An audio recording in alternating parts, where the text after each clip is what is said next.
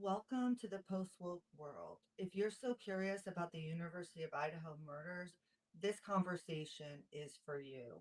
Early on, we all remember an anonymous creator, 1122KingRdClue. He spent hours creating that symbolic film representing what he believed happened, then disappeared. Most of his things have been erased. Well, I had private DMs with him. I had private conversations with him. There may be others out there like me, but many of us had recognized his work. It resonated with us because of the symbolism in our subconscious. Anyway, a lot of these agendas are coming to a head. Creators are clashing. The frats, Bryan, Bryan plus, Bryan not involved at all. I'm not here to create chaos or push an agenda. I'm going to share what I have, offer a perspective, and ask whether we can better understand who 1122 King Road Clue was, why his ideas are coming back up again, and what his intentions may have been: pure, financial, personal. All I'm offering here is context and an invitation to look at this work carefully. So like I said, if you're still curious about this case, this is the conversation for you. When your yoga friend thinks you're on Ozempic, but you're not. Wow, what a transition, guys. Sorry about that. Hello. And so I thought it was time to talk about 1122 King Road Clue again. I know I did a few videos. Let me just get these yoga moms off of there. Sorry about that.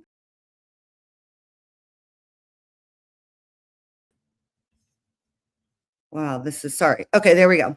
Okay, so you guys know I've talked about this before. Also, the other stream that I set up, unfortunately, I wasn't able to do it properly. So I had to start this one. So if anybody's over there, if you can let them to know to come over here. If anybody would go in that chat even and just post a link here. I tried to do it. I'd really appreciate it though, just because I don't want people to think I'm not live.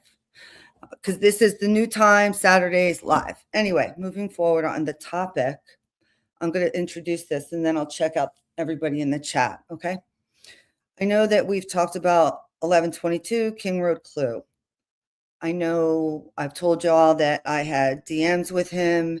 I thought we had a mutual respect. We were like these amateur detective sleuths or whatever.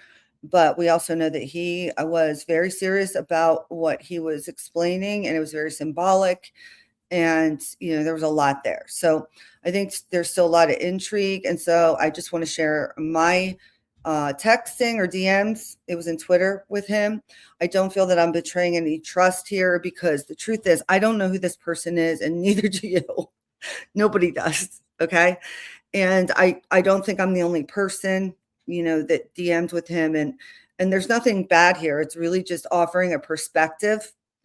And I want to do this so that I can give this to everyone. And then if they want to use it for whatever they can, it's just feel like it's a duty that I pass this on. And I have no hard feelings or bad will toward that person, but he did just block me out of the blue. But we'll get to that part in the story. So the reason I'm bringing this up again now is I think it was 3 or 4 episodes on the text messages or DMs I have, and we're going to go through the rest of those today. And there was a lot of interest. And so this creator is still really reaching people. And it's interesting to me because when he showed up, he was just very adamant about who it was and what happened. He was very adamant about who it was and what happened. I'm not going to name the people. They've been named. I've said them, but I'm not going to put a name for those 2 frat brothers because I don't have any proof other than KRC's word, right? And I'm not saying he's right or wrong. I'm just saying I'm not throwing those names out. And that's part of the issue that I have, frankly, with anybody who is so certain that anyone is a part of this. And that's the other reason why I'm doing this, because in my opinion, when we talk about true crime, it's really important to be responsible. And I'm not going to say that I've always been 100% responsible, but I've definitely always tried to be. And if I wasn't, I corrected myself. But I've always tried to be respectful of everyone. I think asking questions, just like Candace Owens says, is fair game. If we're going to be presented with these things in the media, whether it's the University of Idaho murders or the Jeffrey Epstein things or whatever it may be, we have every right to question those things and be skeptical. We cannot be expected to just say, yes, that makes sense, and I won't question it because it will hurt someone's feelings. Those are people who are trying to quell free speech, and I disagree with that. And so we always have to ask questions and have understanding. So that's why I'm doing this, because we have to be honest with ourselves. There are certain people, there are certain actors in this true crime community, and I'm not naming any names, but we know this to be true. And it's not just the true crime community, it's in any space, in any media, or on YouTube, alternative, whatever, because I have my thoughts on a bunch of actors in the political sphere right now that are totally bogus people. Okay. But they're in this sphere too. And in my opinion, the way you can tell who those actors are they are the ones who believe they have all the answers, that if you question their theory, that you're not being loyal to them. They're making you loyal to their persona or their personality. That's called cult of personality. Okay. And so when you be careful when you attach yourself to a creator, and I'm including myself, I would never want someone to like look up to me as some like person with, special with like, I know I'm here to promote shared perspectives and discuss things, but I'm not going to come in here and ever tell you what to think. And I'm never, ever going to tell you that if you don't think I'm right because I showed you all these receipts, then you're a moron. Sorry, I had to say it. It's just not going to happen, right? And so I'm not crapping on anyone here. I'm just saying recognize intentions. Anyone is so certain and gets upset about other people, I just have to question that. That's a red flag for me. So that's what I'm going to say about that. There are a lot of really interesting theories out there. That being said, I followed Pavarotti for a long time, Jay Embry, if you haven't followed him. And I think he gives a lot of great information. I don't know how much I agree with all of it, but I do think there are some really good points. And he's clearly very invested in this case for whatever reason. And then I also like True Crime Design. And I noticed if y'all haven't seen her most recent video, she did a video, something about organ harvesting and ritual murder. And I just thought it was interesting because I hadn't heard her go that route before. And I could be wrong, but I always thought she was more on the route of like Neeks Peaks and POV and like the drug angle. And when she did this latest video, it was interesting. It made me wonder, is she seeing something else? Has she picked? And it doesn't mean both can't be true. Okay. I'm not saying one is exclusive of the other. All right. I'm just saying that, what she's sharp. Okay.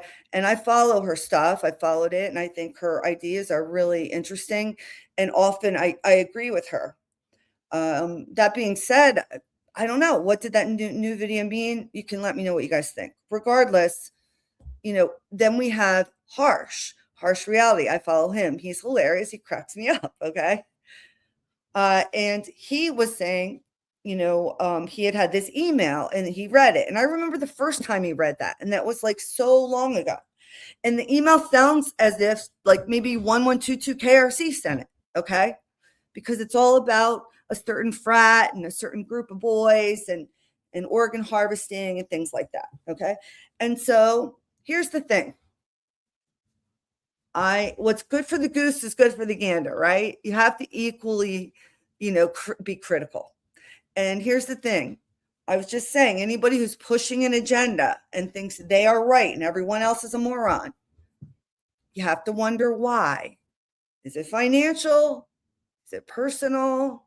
Is it a protective? I mean, I don't know what the reason is, okay, for when these people have these agenda-driven narratives.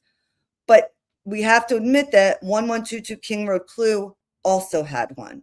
And his agenda-driven narrative was very clear. He felt that there were two brothers and they were from the Alpha Gamma Rho, and their names, it's RU and BU are the initials. I really just don't want to perpetuate because I don't know for sure if they were involved. But 1122KingRdClue was certain. And I asked him, skeptical as I am, how can you be so certain? Why are you so sure it's these two, right? And he said, because of the knife, the K-bar knife. And you've most likely seen it if you watched any of my videos on this or anybody else's videos on this. There is a photo, there is a Halloween photo with Alpha Gamma Rho, and one of the Dutmore brothers has the K-bar knife. And this was like a week or two before the murders.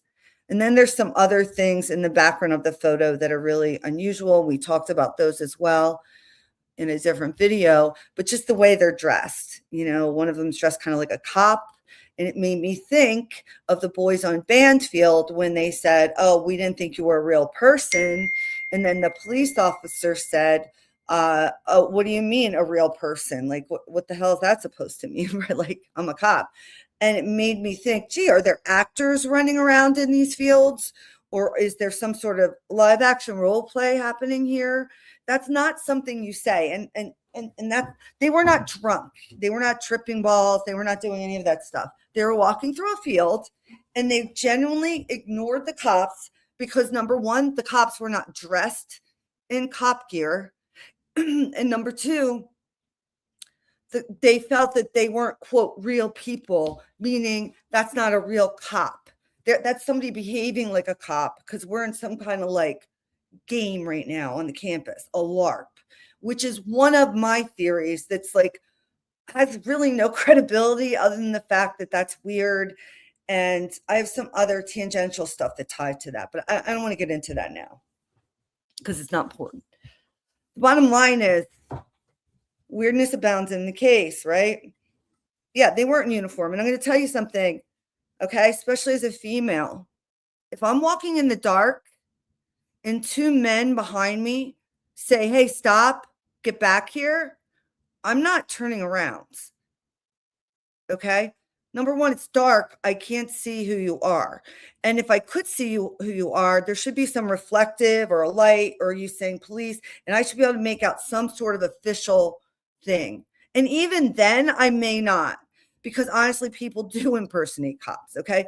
But truth, like real talk, if those were my boys on the Banfield, and I don't know, this is just like, just focusing right on that. If my kids went to that school, I'd be pissed off. The way that those cops were dumping the beer gleefully and cracking jokes and, "Oh, I'd kill my kid if he was in a frat," or whatever. Just very antagonistic, bitter. There's some sort of rivalry going on here with these college kids and the cops. That's what I picked up. I didn't like it. And if my daughter lived in that house where those cops were behaving that way, oh, hell yes, there would have been a civil. Oh, for sure. Okay. But maybe that's why I don't live in Idaho. I don't know. That was some bullshit. Okay. Those kids pay a lot of money and their parents to go to that school. And if they weren't there, you wouldn't have a fucking job. And you're walking around acting like that. Oh, hell no. It still makes me angry. Anyway, moving on from that. So the Banfield kids, they weren't walking while intoxicated. Never going to get over that. Did they breathalyze them on the field? I don't think so. And they got some kind of lame ticket. But the point is, it was odd. So let's get back to 1122KRC and his theories and what happened in the DMs. And it did get a little bit, like a little bit scary for me. And I don't get scared about this stuff. Like, the truth is, first of all, I don't believe I have that type of influence that this can impact anybody. Okay. The one thing I do want to be careful of on this channel, and it's just part of the channel, is I don't want to cause harm to anyone. The whole point of my channel is to educate. I got to take this live starting soon, Banner. The whole point of this channel, in my opinion, and what I aspire to do is right here on the banner below. Okay. We talk about opinions that are, things of public interest. But the bottom line is we need to be able to speak about these things in a respectful manner and respectful to each other, and in a and not get triggered. A lot of people get very triggered if someone says something they don't like or disrupts their theory. And, being so attached to a theory is a very egotistical thing. You should just recognize that. I'm not saying it's bad, you're a bad person, but that's egotistical. To own a theory and act as if, you own it and you own the story, that's attaching yourself to something, in my opinion. So I think to be more logical and rational minded about things, it's important to not attach yourself to a theory and be open to the possibility until you have all the pieces that, maybe you're wrong. Okay, so let's go.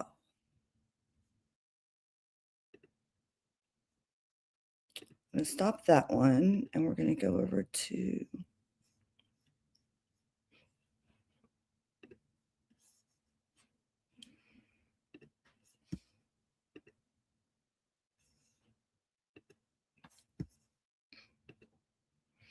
all right, guys, let me just minimize myself down here.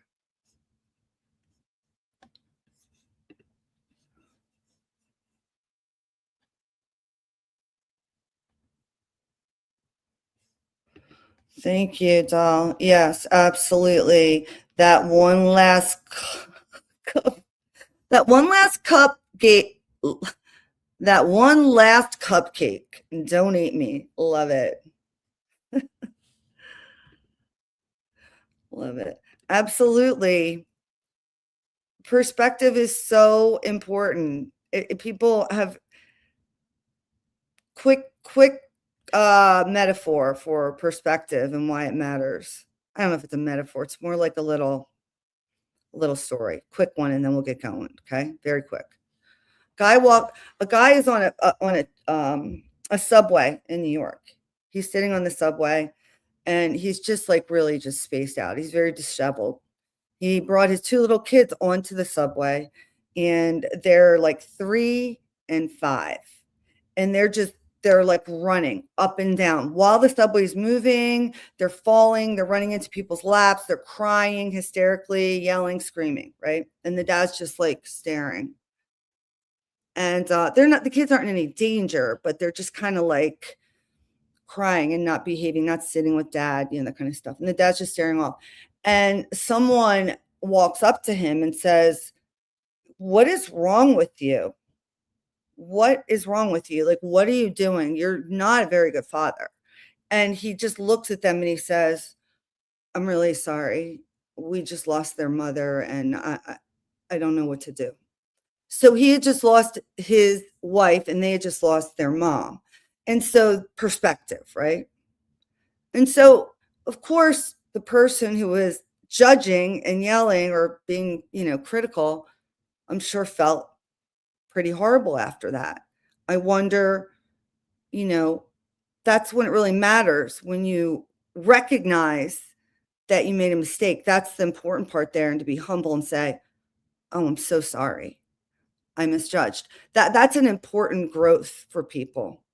Number one, to not jump to judgment to begin with, and calmly, when you're able to look. Sometimes you can't calmly do anything. When I get angry about certain things, there's certain things I will boom see red in 2 seconds. And I know that. And so I separate myself. I've created boundaries and I've done all the necessary things, right? But pretty much anything other than a few core issues, there's not much that's going to make me get triggered and that worked up over stuff. It's just not that important. And we're never, ever going to have all the information. We're just not. And we're in the third dimension, right? We're only in the third dimension. We're never going to have all the pieces. It's always going to be a little off. Okay. Unfortunately, it doesn't mean we can't keep pursuing and trying to understand, but mystery will continue to abound, right? So, like Love Giga said, perspective. You definitely don't. You definitely don't. And look, we're all human. I'm human. We're all human. But one of the things that makes us human is our empathy, our capability to look at another, no matter what they're going through, and say, I understand that because I felt that way. And because I felt that way, I know how they feel and they're suffering. And that makes me, not want to yell at them and be mean. That's the kind of shit. Okay. That's what makes you human.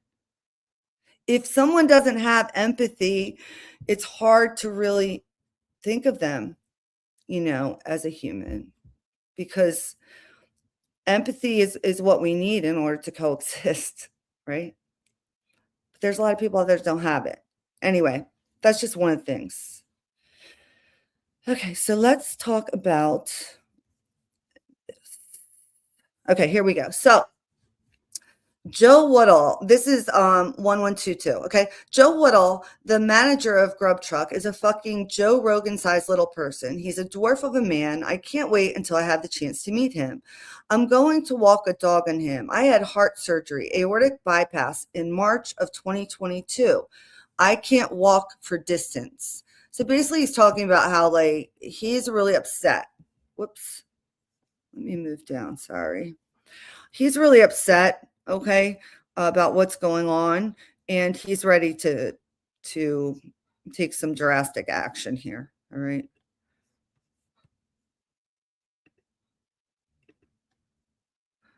All right. So then he said, hopefully you got some good notes. I said, that's darker than I imagined. He talks about looking at the population numbers for Priest Lake.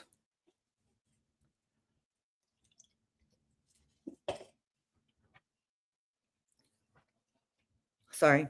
LaConner, Washington, Skagit County. 2- and 3-digit numbers, wealthiest of the wealthy.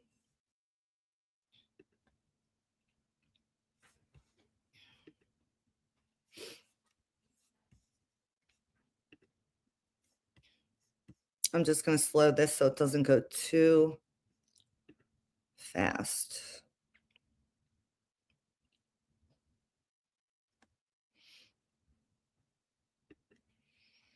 All right. So these are the kind of things where he would just drop something in the chat and tell me, hey, you should check this out. And then I would either check it out or not. Oftentimes I would, because it was kind of easy to do. So that was kind of the relationship at that point. So these are like the 1%ers. He's talking about the Chapins. Basically, when they sleep, they earn money. I think we might have gone over this. Ethan has a brand new Jeep. Hunter has a brand new Ford. Maisie has a brand new Lexus. Parents have money. Okay. Boy in blue. Stacy Chapin, blow me, look at her nose. And then he references that she's some type of relative to an Indian princess who was forced to marry. I'm wondering if that's Pocahontas. If anyone knows who he's referring to, let me know. Did you uncover that lore yet? And no, I haven't. 1122. Can you help me with that? That's a Native American nose. Okay, so he goes through that whole thing. All right, and then he talks about, look at the photo with Dylan and Bethany and the Idaho 4 before the football game. Do you think Ethan didn't arrange that photograph in the triangle pyramid shape? Elevating Maddie over Kaylee, giving us 24 elevated in the photo. I don't know what the 2-4 would stand for, but I do know it does look like a 2-4. He is looking right in that camera, staring it down and smiling so proud. He's looking as if he knows the future and what paradise waits for him. He knows he's enlightened. His family roots trace back east and to England or England. They are high people and not like me and my marijuana. Okay, yeah, I think we did talk about this. And then he goes into C. Scott Green. He didn't become VP of Goldman Sachs in New York City out of UI and HBS based on resume. And I agree with that 100%. These positions are reserved for legacies and men affiliated with higher order, men who can trace their lineage back to before the sands of time. Okay, I have to interrupt here and actually give something, another little side story. And anyone who's new to the channel, this is kind of what I do here. I often have an anecdote or something to share to sort of express feeling. So when he mentions here that C. Scott Green didn't become VP of Goldman Sachs in New York City just from his U of I and HBS resume, he's exactly right about that. And I know only for firsthand this reason. And at the time, I didn't understand it. And I was in certain environments before I understood the wealth or the symbology that was around me. I was around certain people that represented like the Lazards, one of the wealthiest family in the world. I was around one of them, and just think of their name, Lazard. And there were so many questions that I would have for them now, but I can't, that was before I had this sort of awareness. So unfortunately, that's that. But looking back, I can tell you this. I was dating once a man, and his last name, I don't want to say his last name because I don't want anything to come back to me, but let's just say his last name was Sheehan. Okay. It's not Ed Sheeran, Sheehan, like a very Irish name. Okay. And he told me, well, when I met him, he was living in a very wealthy Connecticut area, like a Westport, Ridgefield, Greenwich type place. And he was living in a home that was like a $3 million home with just his child, because he had been divorced. And I said, how did you get this job? Like, where do you work? And he was working at a racetrack that was owned by the Mooney family. And essentially, he became very tight with them, and they helped him a lot. They did a lot. They gave him a lot of money. It was really interesting. And I was just like, wow, like, how did you get this job? And he said, I came for the interview and they just told me they liked my name. And so they hired me. I mean, that's obvious in retrospect what that was. But at the time, I'm like, wow, that's weird. And I didn't really, I was still drinking at the time. That's why I didn't have my third eye open. And the other thing is he took me to this really exclusive cigar bar. I have a picture of it. It was on 66th Street. It was 666, and it was high up. It was a cigar bar that there's a wait list to get on. If I find the picture, I'll show it to you. Anyway, that was a very short-lived relationship. But yes, your name will carry weight in these types of circles. It's really crazy.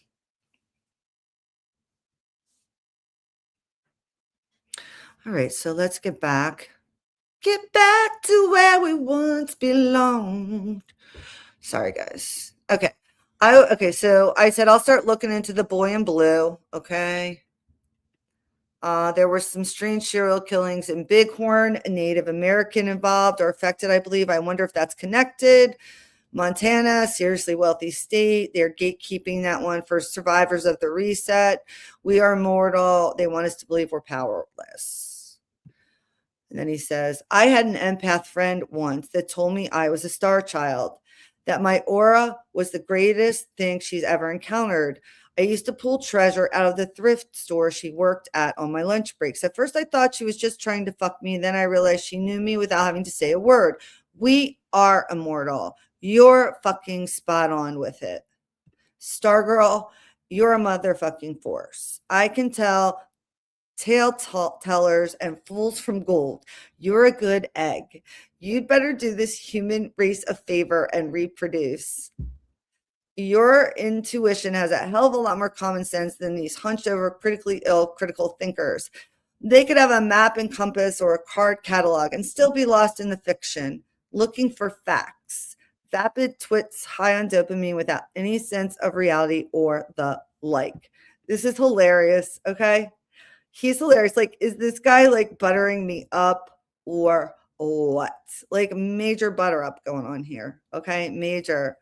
What up, Keen in the house? Bones. Hello, everybody. That cupcake, Dame, Sky. Thanks, everybody, for being here. Love Giga. Love Giga. Kathy, thank you. Thank you. Master Nature. Appreciate everybody being here. All right. So, yeah. So he's really buttering me up here. Okay. I really think this is a little overboard. I told him to call me Star. That's why he's calling me Star Girl. Well, my handle at that time was motherfucking Star Girl. Okay, anyway. All right, so then he said, okay, yeah, we went through this. He was not happy with this lady, Maggie O'Mara, who was essentially, he felt fake news in Idaho, and she's crazy. She blocked him. Okay. And then we got into this, 1998 year, the Tiger. That is the year that I believe the person he thought was involved was born. I think that one of the brothers that he suspects and Bryan Kohberger's birthday are like on the same day or very close. All right. So anyway, Taylor Thurston, we looked into her. She's a sorority lady who was the representative, lady at the house for AGR. And we suspected maybe she was one of the brothers' girlfriends. We thought she was in the Grub Truck video. I never thought that. They kind of thought that anyway. He thought she was this person. I don't believe she is at all. This person does look like her, but I don't think it's her. I think this person also looks like Kaylee. And I often wondered, is this why he said, nice to see you again? It still bothers me when he says that to her. Oh, you're back. Nice to see you again. It still bothers me. And this is the mystery guy. Okay, this is the mystery guy. I've done a video on it. Everybody's done a video on it. Everybody thinks this guy is this person or another person. Have to admit the guy is strange. Also have to admit this nose here, this face is altered. Okay, it's 100% altered. But if you follow the video, I did a video on it. He is hanging out with Taylor Thurston. Now he's saying this is someone named Reed Upmore, and that Taylor Thurston is his girlfriend in the white jacket. I'll leave that up to you guys to decide. I personally did not think so, but I could be wrong. All right. All right. And he just talks about a little bit more. Then he gets into Alex Beaver. I'm almost positive it's her. And then he shows me Alex Beaver, Phoenix, Arizona. I'm going to get back and I'm going to say something about this before I go any further. One of the things that's really interesting about this, okay, is that, first of all, when he shows me this Alex Beaver kid, it's like the first thing I notice is the Phoenix, Arizona, because if you know anything about Arizona, particularly the University of Arizona, and then just some other areas, a huge military activity, CIA recruiting ground, University of Arizona. If I see somebody in media, news media, for example, Savannah Guthrie, graduated from University of Arizona, and she's an attorney, and now she's a media host. This is like this is a CIA asset. Like, this is Mockingbird Media. That's what I see.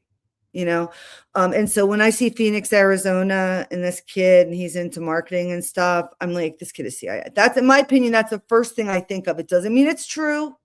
It's just a pattern that I see. Okay. With Arizona and people in these types of positions.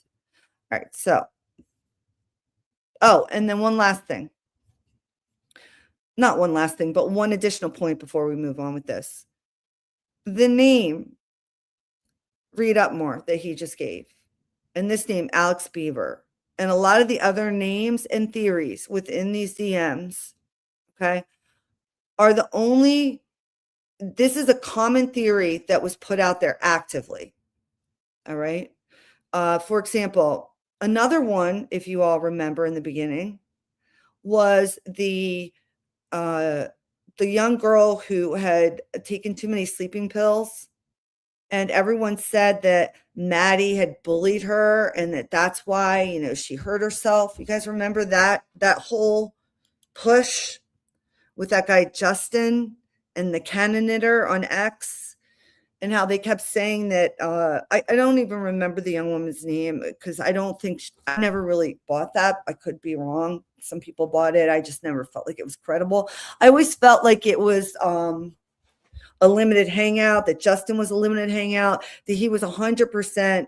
First of all, we know he admitted himself he's military. Okay. We know he's military. Okay.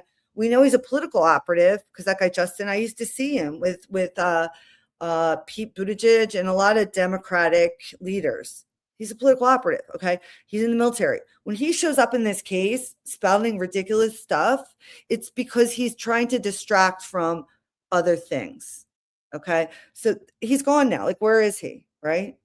And so that's what I mean by always remember and be honest with yourself. There are people in this space and any spaces who are paid to be here or have interests that you are not aware of. And so whenever anybody has all the answers, like Justin did, again, never believed in Justin's theory, even if I thought maybe his certainty put me off. Anyone who's that certain, I think that's like the Dunning-Kruger effect, they call it, when you know enough about something to think that you know everything about it.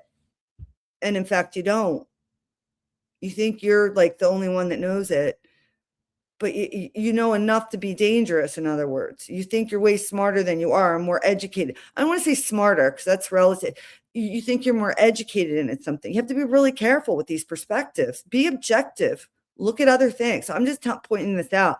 And this guy 1122KRC, same thing. He came out of nowhere, pushed a very strong agenda about who it was, got very upset with people and called them idiots if they didn't agree with him. Okay. And the thing about him, though, that's intriguing to me is the amount of work this man put into that movie.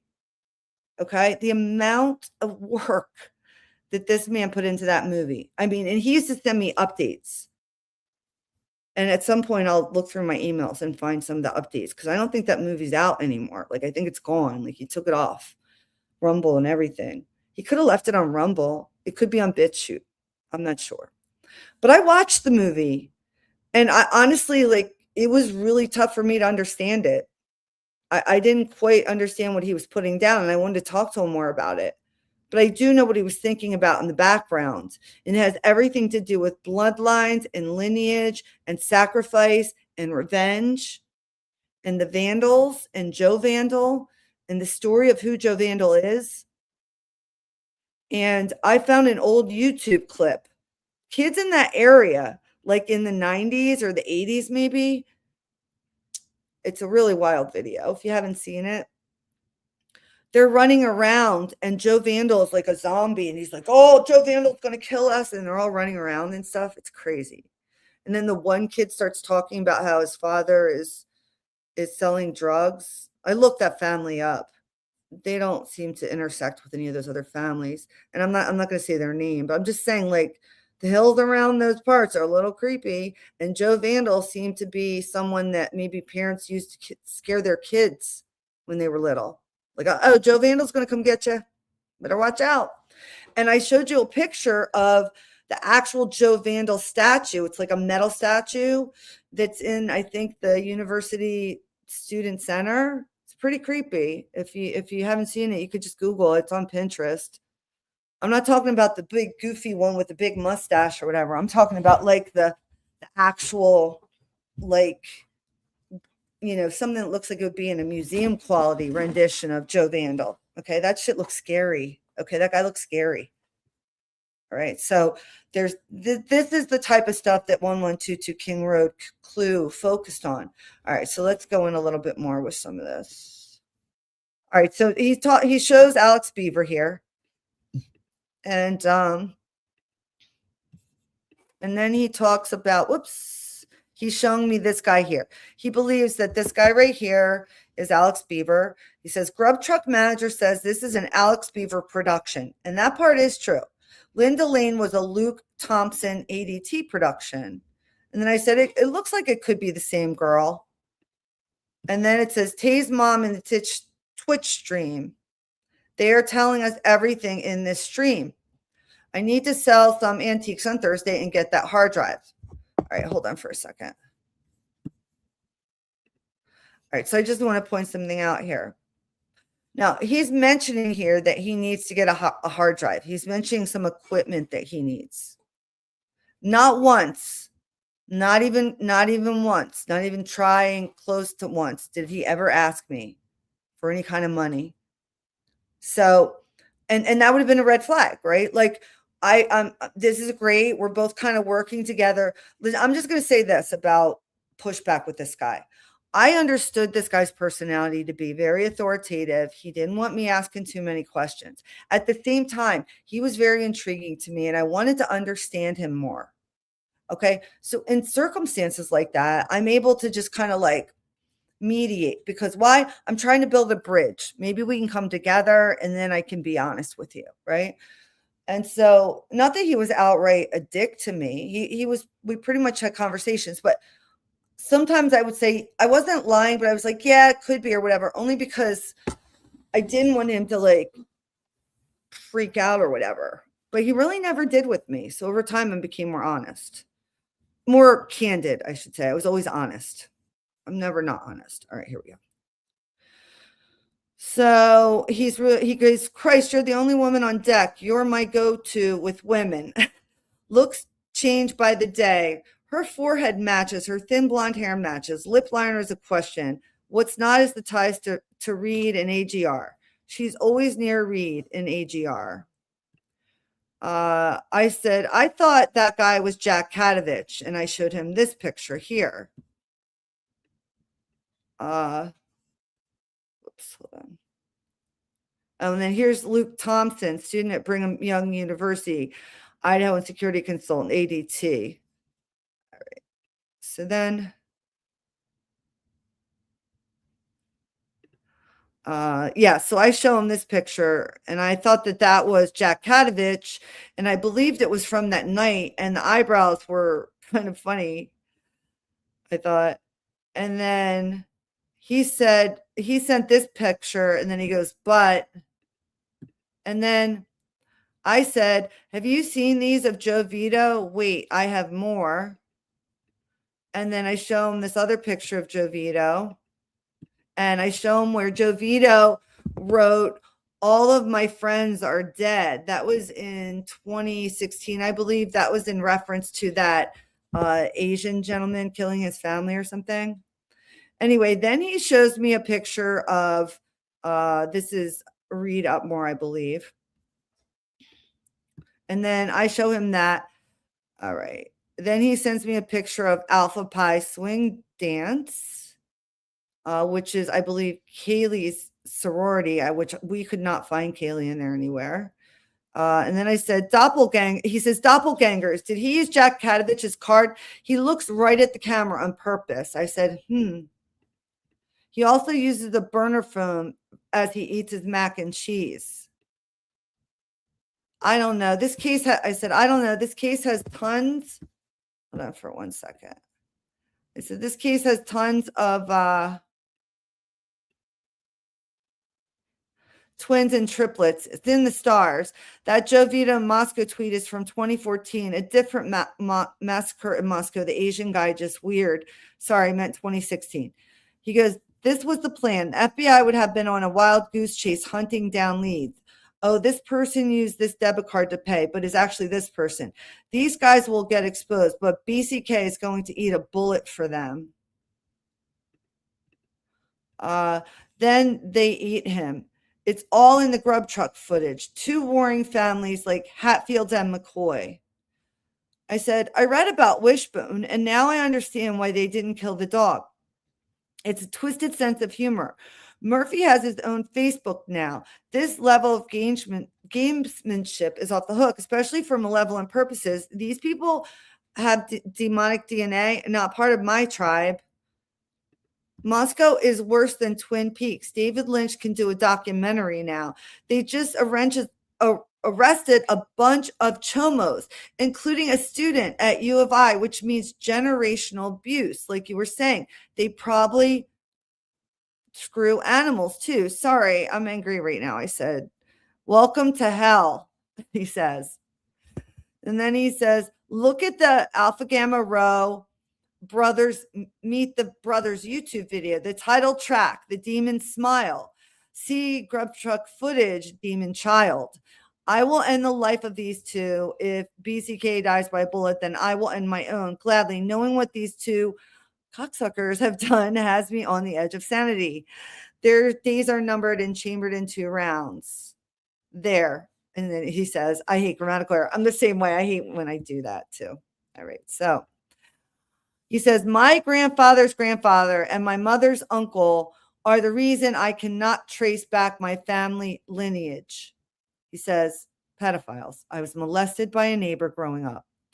Every time I see him, I think about undressing and attacking him from behind. A naked man beating the life out of you. Sorry, I tend to overshare with real people. So that's pretty personal, what he told me there. And it's not unusual that people say some things like that. And honestly, I felt really badly, and I think I erased some of that. I'm going to be honest, after, because I talked with him about it, and I don't really want to. I don't want to expose any more of that. This type of stuff happens everywhere, and it could be happening on your block. And we just have to keep our eyes open, especially with this whole Epstein evolution, which I've been following. I'm going to take a quick sidebar here, okay? So if you're not interested in Epstein, give me like 30, 40 seconds and I'll be back on the 1122. So I've been following the Jeffrey Epstein saga since 2000, and I'm going to say 2017. Yeah. And so I remember why and when it came back up, because he was undercover for a really long time. Like he had been arrested and then like they smoothed it over and he was just doing his thing. And then all of a sudden out of nowhere, Mike Cernovich, who I've met before, and we can talk about nothing nefarious or anything, but I believe he's also a political actor, in some ways. So we'll talk about all of that. And I'm definitely interested in talking about the Epstein files and what I think about it and what I think about his house and everything. So we'll definitely be getting into that. Not sure why I went on the tangent. Oh, because of the ritual abuse. People are starting to understand it more now. I mean, a lot of us have been talking about this stuff for, 2016 to 10 years and have been told, I mean, the whole satanic panic, the term satanic panic is like calling someone an anti-vaxxer. It's like calling someone Hitler. That's what satanic panic is. It is a way to make people, it's a way to belittle people and make them seem like they're high strung or paranoid because they believe that satanic ritual abuse occurs. And it couldn't be further from the truth. And it's easy to do that because people don't want to believe this. But I have, at this point, over the course of the past 10 years, I have listened to probably 8 or 9 people describe their childhood in satanic ritual abuse and what it was like. And they all have the same demeanor. They all say the same things. And they're very calm when they say it. They know that it's disgusting and wrong. They hate it. but they've somehow integrated it and been able to move past it and share it with us. Those people are diamonds in the rough, and they get tossed aside as if they are cuckoo for Cocoa Puffs. And yeah, I'm talking about people even like Kanye West, who has been fighting the control they have over him and trying to maintain his agency for quite a while now. I mean, you saw the Harvey Pasternak text. After that, I was like, all of my suspicions have been confirmed. After I saw Harvey Pasternak, supposed to be a fucking gym coach or health coach, text Kanye that if he doesn't walk back his statements and start behaving, that he was going to put him in a mental institution again and lock him up and throw away the key, and he'd never see his kids. After I saw that shit, I was like, oh, I'm convinced. And I am. And I don't care what Kanye says or does. I don't care if he went on stage saying he's a Nazi or I don't care what he does or says. The fact that he had the strength to break through all that brainwashing and shit, he keeps breaking through it. It's really pissing off the powers that shouldn't be. I mean, it's really pissing them off, okay? Kanye is pissing them off, and I love every second of it. And I pray for that man. And Michael Jackson is another one. Every time there's a Chomo thing, they got to put in the Michael Jackson picture, because even though, honestly, I think Michael Jackson's probably still alive, but that's a different stream. Let's say he died and went underground or whatever, and he's really Davy Dave or whatever. But let's say he is dead. They still have to shit on his name all the time, and the man was not a Chomo. Period. Full stop. Another amazing soul. Britney Spears is another one. A woman. And Wendy Williams too. People are getting stronger and breaking through the spiritual warfare, but we have to believe them. And people are so stunned by the accusations. And I get it. Over time, it takes time to integrate that this is, and trust me, I'm not like, oh yeah, I totally get it. And I'm not bothered by it. That's not what I'm saying. What I'm saying is I've been watching these interviews. I've been suspicious of this stuff for 10 years. And to finally see it come out in the Epstein files is insane to me. I'm highly suspicious of a lot of things going on right now, particularly with the Guthrie case. That looks very strange, the way it's being presented. I mean, it's literally like a murder mystery online. If you scroll through YouTube, it was reminding me a lot of the way they presented the Kylie Rodney case. And I never got involved in the Kylie Rodney case because I never thought it was real. And I know it sounds horrible. I'm not saying it isn't, but that's the feeling I'm getting with the Guthrie case. I'm not saying it's not real. I'm just saying I don't get vibes that it is. When I scroll through YouTube and I see another note found, only hours till the ransom is demanded. What's going on now? It's like, come on, guys. This is the production. This is a Hollywood fucking production. Oh my God, I got to see what the next. I haven't looked at one of the ransom notes. And if I'm wrong, please help this woman get home safely. Me personally, I think it's all bullshit. I think it's bullshit. I don't believe it. I'm going to keep looking at the Epstein files. We'll do a whole thing on that. Let's get back to this now. Sorry for the tangent. Okay, so I said, I found that girl. Check this out. And I thought that might be her and Reed when they were younger. I wasn't sure. And here she was at the vigil. She looks genuinely sad.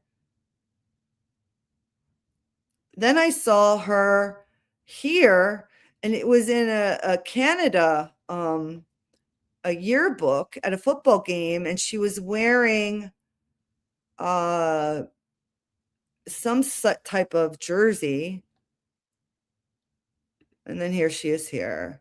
And then he says, it's her, definitely. The other frat one is weird, though. I'm not wrong, am I? He says, you're not.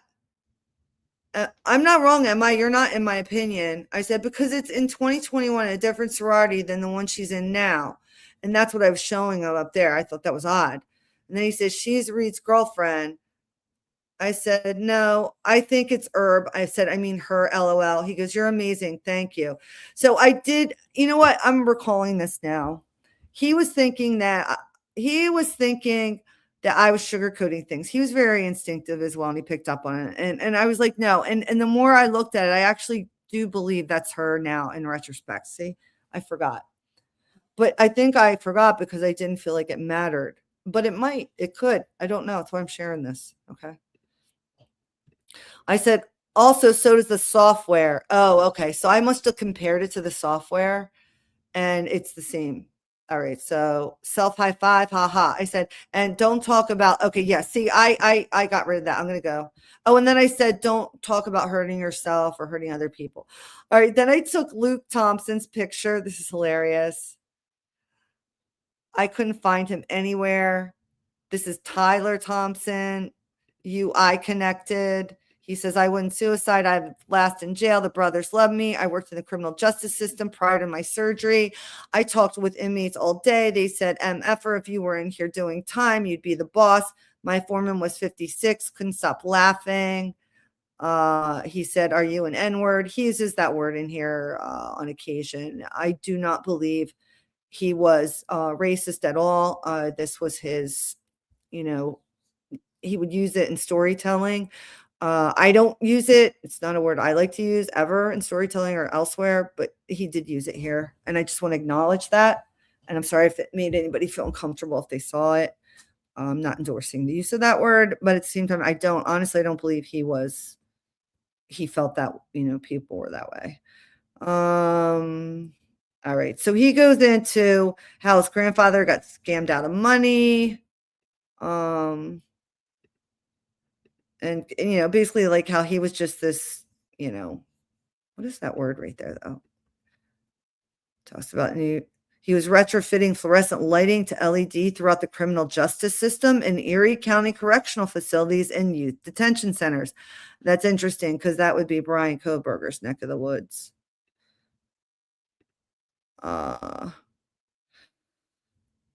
So he gave information so that they could arrest people. You guys can slow all this down and look at it in more detail. I can't go over it every single word, but I can give you the gist of it because I remember most of it.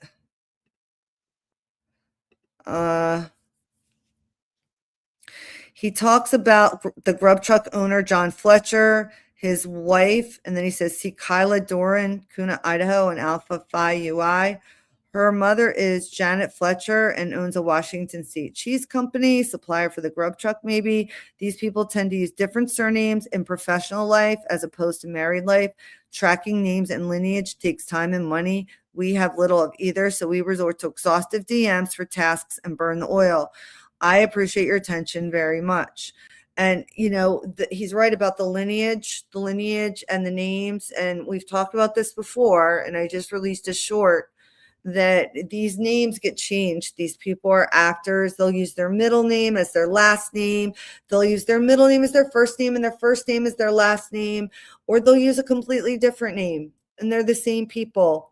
When people get to a certain level, when people start to make a certain amount of money or have a certain amount of power, they change their name, not always for nefarious purposes, just to protect their identity and that of their family and where they live, right? Imagine like billionaires just can't be like, oh, this is my name and I'm just going to be like, they have to protect themselves. That's why they put things in LLCs, including their homes, right? So it's not always for nefarious purposes. That being said, some of these families, they're like gypsies, honestly. They really are. They're like gypsies. They get a kick out of putting on a little nose prosthetic, changing their name, and playing a victim in the next psyop. And there are families that do this. And I know I keep teasing this and I haven't done a video on it. I'm going to have to do that video on that family. I'm not going to mention their name right now. It's not a family I don't think you'd be familiar with, but it's a family I've done a lot of work on. And not just me, a lot of people have. And they're not even relevant anymore because they're not around. This is from years ago. It's just something I want to show you how it works, how these people operate in groups. Some of the ways you can figure it out is by looking at the spouse. The husband and the wife will usually stay together, or the kids. And the kids tend to look the same. just a little tiny different, or the wife a little. I mean, I could go on and on. I don't want to go too much in the rabbit hole right now because I want to keep this in the frame of reality and logic. Okay. Those kind of things are when I go off on tangents, and we'll talk about that on another time. All right, let's go back to, so he talks about the DMs. He talks about someone named Kyla Doran. I mean, I haven't even followed up on all this stuff. I mean, there's so much information. He really likes archaics. Talks about that.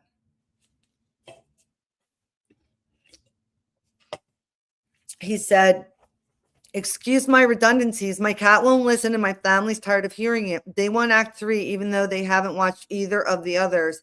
They know I'm right. I wouldn't waste your time. Any requests for soundtrack, I'll be clipping tonight. So he said, I can't do this without people like you. Thank you again. You get it. All right. So then he goes, you're a club member, a friend, no passwords. I'm always open and on. Anything on your mind or need near ever. I'm here. Thanks for believing in me. Well, that's not true because you blocked me. So thanks for believing in me. If I go blank like last night, it means daily allotment of DMs. Hit me up on True Crime Quacks on Twitter in the event X moves faster than email, it seems. And this was the thing, like, I couldn't understand. He would say he only had a certain amount of DMs, and then he was done. And I didn't understand that. And if someone can explain that to me, I know I asked this before and someone explained it, but I don't remember it, which means it was probably bullshit. I still don't have a clear understanding of why there was only a certain amount of DMs. Because there was a time where I would send him a DM and it would just like, it wouldn't work, you know? So I didn't understand it. It was weird. Does anybody understand that?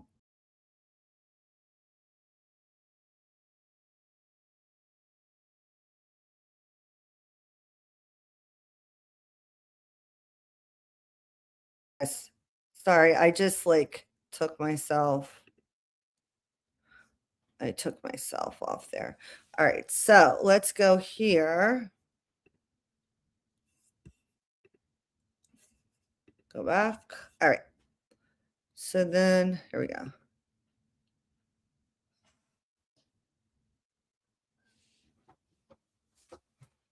All right. Here we go. I said, thanks for all of what you wrote up there. I'm obstinate and I don't give up, so that won't be happening. I'll search for connections based on what you just sent me. I do believe. I researched that thing we were just talking about, the Hook Elementary to the end, and I found them more than a look. I'm telling him the same things I just told you. See, I triggered the same memory. They were politicians, debutantes, elitists, and even arrested low-level charges like prostitution and crack. This is true. Well, here you go. Their name, the Greenbergs, to name one. They love to play games and fuck with plebs. They have so much money and they spend time manipulating the masses with false flags and acting. I know this isn't a false flag. This was ritual murder, but there are similarities in the sense that these rich F's change faces and names. I've seen this while spelunking. Two more things. One, yes, Archaics is a mofo, prison boss, and so legit. So happy you appreciate him. And two, and his work. And two, if nobody told you you should write a book, you're a wordsmith. All right. I love you. You get me, a stranger by all accounts, but a real one. I'm a welder with words. I asked for a word. Okay. And then he goes into it. And I'm telling you, this guy would spit this shit out immediately. Okay. Like, it wasn't like we waited or whatever. Like, he would just start writing.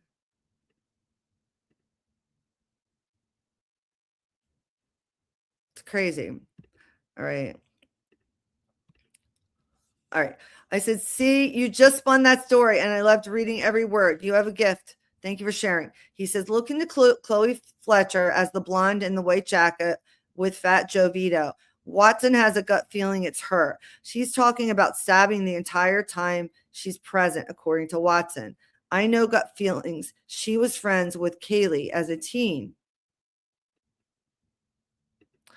Also, possibly a grub truck patron around the same time as Alex Beaver. Would make sense for them needing to leave and go to the house instead of for production. What do you know about crypto Ethereum, specifically in correlation to Twitch? The icon that pops up with user the Ligby is the Ethereum logo and a salt shaker. Salt on the wounds. Is Ethereum in a crypto battle with Hex? And also look into Chloe Fletcher, John Fletcher, owner of Grub Truck's relation. She's the blonde in the white jacket with the fat guy. So the one that kept moving around and jumping around, he's saying that that's Chloe Fletcher. And I don't know if that's true. I do know that she looks a lot like the girl who lived to the left on 1122 King Road with the blonde hair. I think I showed that to him. Let's just look. So then he says, Watson has her nailed dead. He transcribed every word that I suspected was muttered. Chloe Foster and Kaylee were BFFs before Maddie Mogan came along. Kaylee and Maddie were both happy to be able to attend the same public high school. Where were they enrolled prior? A private school with children of the Masonic order. Reed was the man that KG was romantically linked to after Jack. That's him behind her in the Charlie D'Amelio video. I'm at Charlie's Jack. They were fucking and she grew tired of him and his nasty bitch calling ways. Reed's middle name has to be Charlie after his mother's father, possibly father's middle name. He's Charlie being referenced in that video at a festival. He's the one that dreamt of KG all those nights, or was Ben infatuated with her too? I'm sure all the men on campus were. I'll send you a screenshot in a bit of transaction. Wild. Ben was the one that this was all done for. Okay, so I'm gonna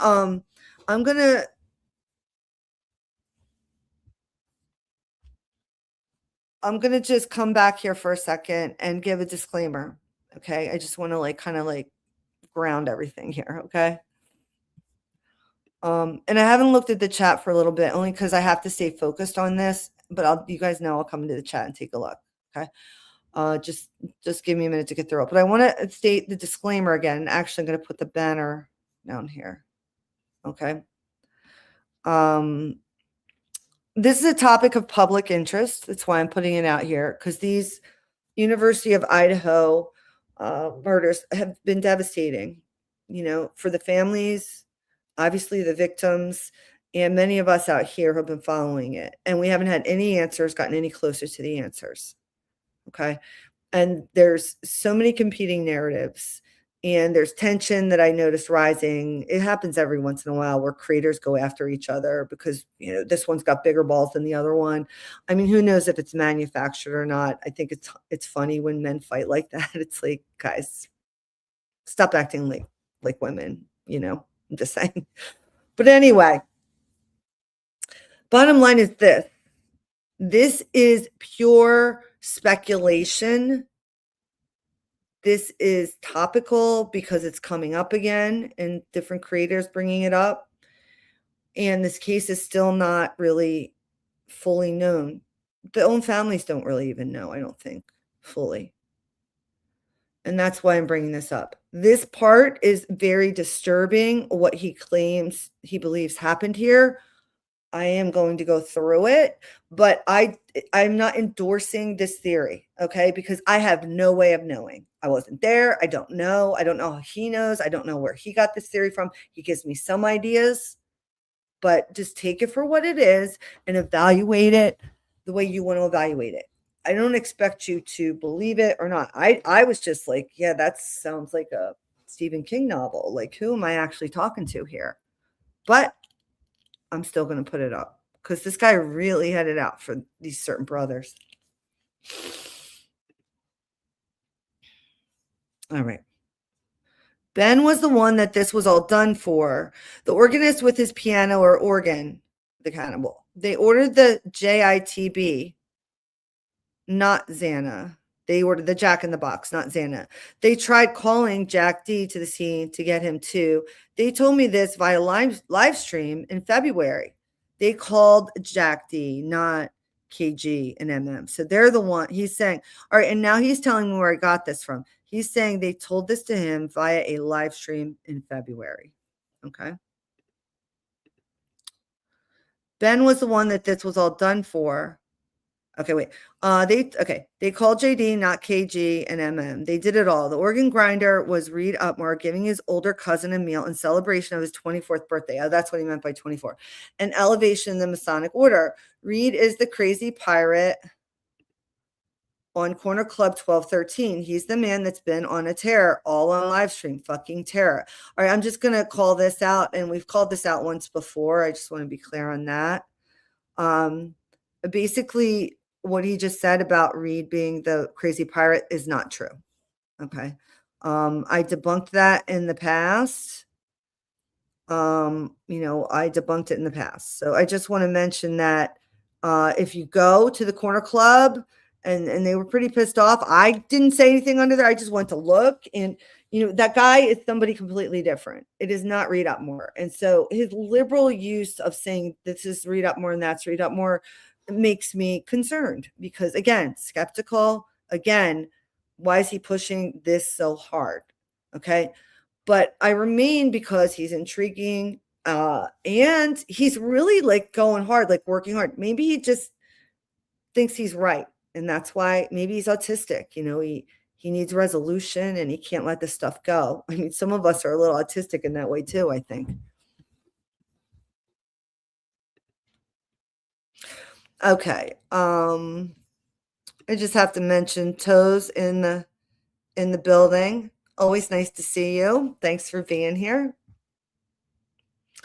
Yeah, I mean, we don't know. That's the issue. And Kohberger didn't allocute, If they want us to believe this, they need to give us the murder weapon. They need to have him explain it.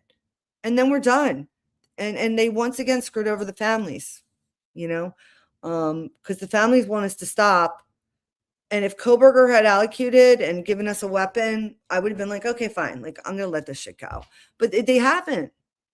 They haven't done that. He didn't do it. I personally, I made a video about this. I believe firmly that he pled guilty to avoid the death penalty because he was terrified of being killed by a shotgun. And his poor parents probably couldn't have handled that. Imagine that.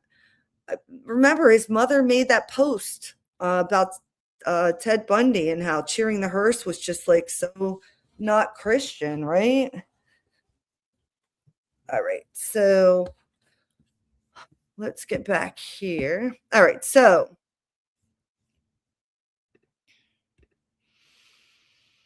he gives me these screenshots, which unfortunately are very, very small. And you could maybe screenshot it, make it bigger. What I'll probably do is try to enlarge those, and I'll put it in my members. Or, I mean, not my members, in my posts later. Okay. But I wrote, I'm on it. I posted my song request for Act 3. If it doesn't fit, it's okay, but it's a fave of mine. And that's when I think we definitely went over this before, because I remember, I believe it was Doc Terry who reminded me of the song I was trying to remember from Bob Dylan about murder.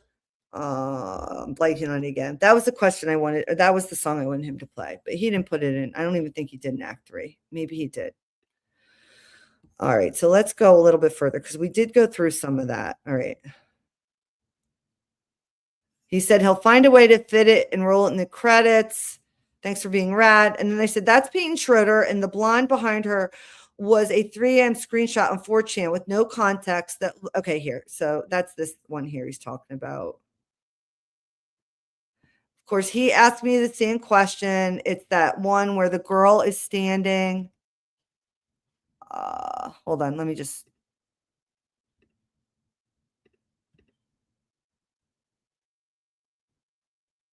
Yeah, this is Peyton Schroeder, campus gossiper at Slither Kim.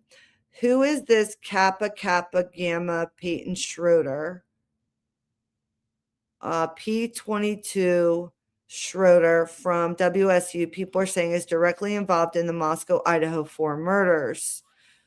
All right, hold on. There's a CF on TikTok, a blonde, I think, Alpha Phi, KG sorority. She's got fat booty. She thinks she's hot as F, he says. She looks like a clown show drag queen. Jeffree Star did her makeup. I'll find a way to fit it in or roll in the credits with thanks in order. Everybody gets something special. I'm sure I can make it work. Okay. And then I said, that's Peyton Schroeder. The blonde behind her was in a 3 a.m. screenshot on 4chan with no context that looked like an OnlyFans shot with another girl. Looked like they were inviting a guy over. That shot was posted on November 13th. He says, dig them graves. I'll mark them DOA in Act 3. I said, don't worry about Bob Dylan. I just like this song for this. And then he says, get everything you can. And he calls me rabid, nasty, CUNT. Do you believe in magic? And he goes through this whole thing. All right. And then, hold on. Shit. Sorry, guys.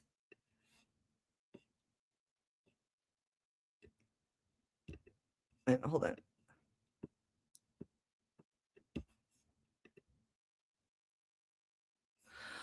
I just want to make a disclaimer about that picture and what I said about it. I've done a video on that too to debunk that picture of the girls.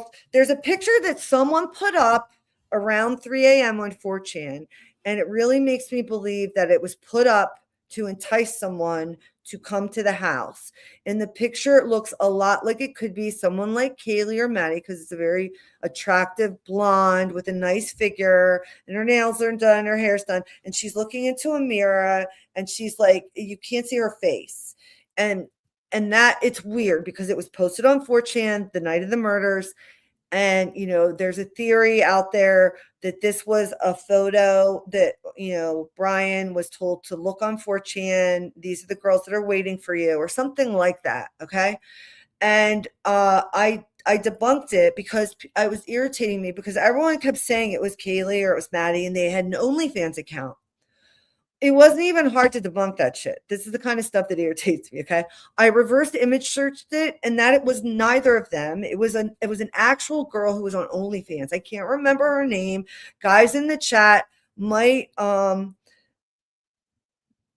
it's like guys in the chat like might know her name. She's pretty popular, but like her OnlyFans that you had to pay for got leaked, and that was one of the photos. Okay. So that was not Kaylee or Maddie, but I clearly think it was meant to imply it was either to us after or to someone before. I don't know. The whole thing is weird. I just want to clear that up.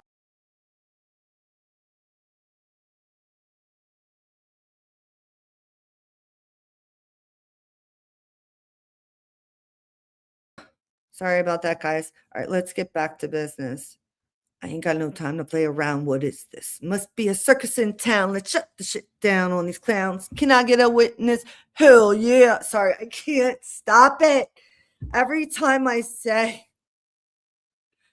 it's anybody else like this? Does anybody else have this happen to them when they say like a song, like they say they make a statement and then it reminds them of a lyric, and then they're compelled to figure, like complete the lyric before they can move on.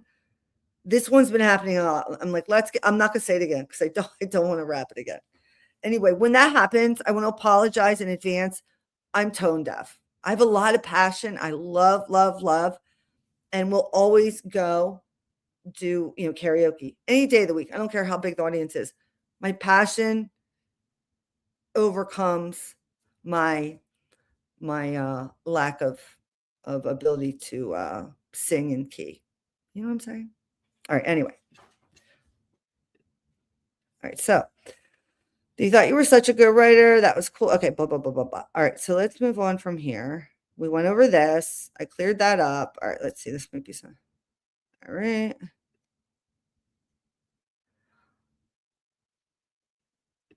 Okay. And then we talked about that woman. She was interviewing who she thought were frat people. And I was like, oh my God, I hope it's not those brothers messing with her. Just kind of being silly. All right. So then here. I just want to find out where we were last.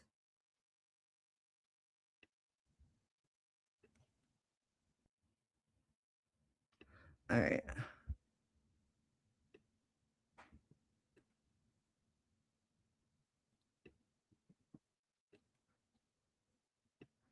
All right. Almost. I said, they keep mistaking this girl for Maddie. That's Navia. Okay. And then I showed another picture. I said, I'm not sure who this is. This guy here with the Nike stripe. I don't know who he is. He looks so familiar. The guy here, that's Grayson Lee. You guys probably are aware of who he is. I think it was his father or someone ended up involved in some kind of I don't know. There's some kind of murder. Okay. Not Jack. I said, I don't think Jack is the age they say he is. Kaylee's grandfather is a Hell's Angel. I said, that's what I heard. This is speculation. I don't know for sure. I said, Graydon Lee, high school boyfriend before Jack. And then he says, motherfucker, thought this was, they're all G's. I said, I found this too. One sec. And then it's a picture of Kaylee's grandfather with a Diaz brother who's, I think, currently in prison. And I said, Christy had lived with John Diaz. I think that's Christy's brother. And then he goes, all Masons. Bryan is the last leg of the sacrifice as the only born son. Steve Gonsalves is a Mason. These are all very high people related back to England and the main lodge. Go look at her Facebook, Kaylee. All about Grandpa, I love you. I miss you. You were my angel and my best friend. I said, weird shit. So this helped. Woot, woot. Hell yeah, motherfucker. Hell yeah. And then he hearted it. And then he says, I think Jack Decor is like 25. I said, Diaz looks a lot like Steve. He says, Ben Lane Mogan is a Mason. And if you look up a different Ben Mogan, other than the Ben Mogan that I believe is, hold on, I got to do this face to face, guys. We got to do this. In my opinion, Ben Mogan, the Ben Mogan that they have there, and I think there's another Ben Mogan. And if you look up that information, things I think become a little clearer. But this is just a possibility. It's my psychic talk and it's a speculation. I wasn't there. I don't really know, but that's what I think. All right. Anyway, I was looking into history. Let's see, what does it say? Of Moscow. First family to settle was the Taylors. This is what I tell him. So even the defense attorney has ties to the land. Like you said, with the natives. I said, this could be a Lord of the Rings, starting with the first settlers. No shit. A lot of truth is told that way. Peeps don't realize it. Sold as fiction, but right in our face. He said, these people all sacrificed their children for elevation. Ethan was the firstborn son of triplets. Xana, whoops. Hold on. Sorry, guys. I know this isn't great. I just want to make sure this part I can.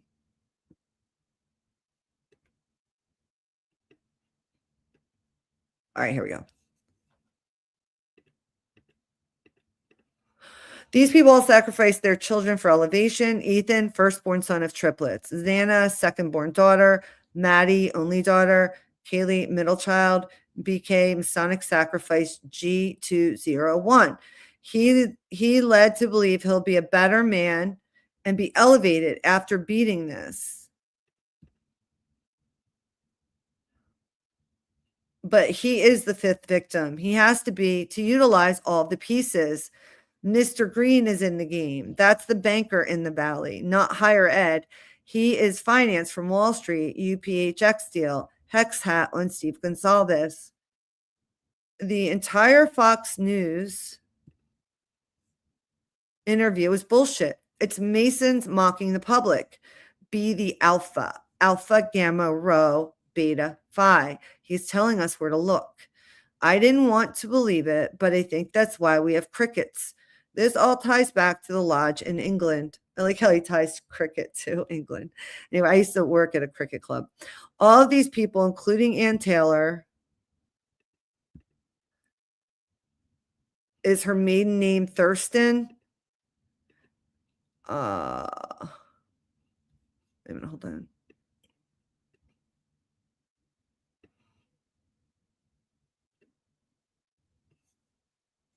Hold on.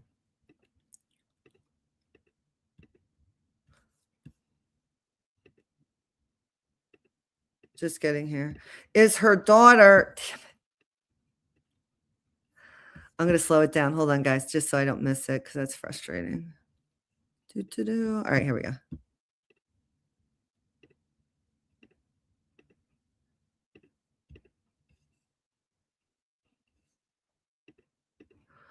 Is her maiden name Thurston?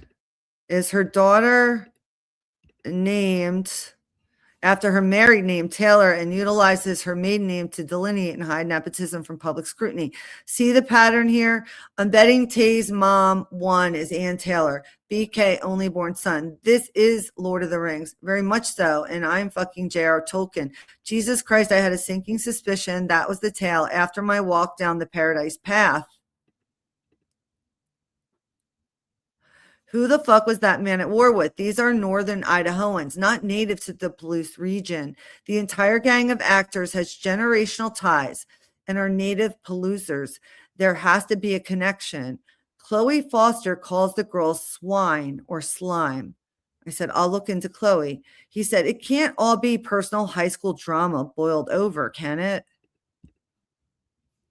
Hold on.